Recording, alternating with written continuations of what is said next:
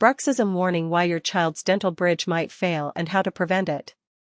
So initially there's Rochette bridges. So you'd have this metal retainer that'd be stuck to a tooth, and you'd have holes within this retainer because everyone could figure out how to bond to the enamel, but no one could figure out how to bond to the metal. So they made these big holes and they did macromechanical retention with like GSE or even composite resin cements. We then went ahead and the University of Maryland figured out electrochemical etching, where they basically figured out that if you did a specific procedure to the metal, then our resin cements will bond really predictably. And Maryland bridges is kind of stuck as a terminology.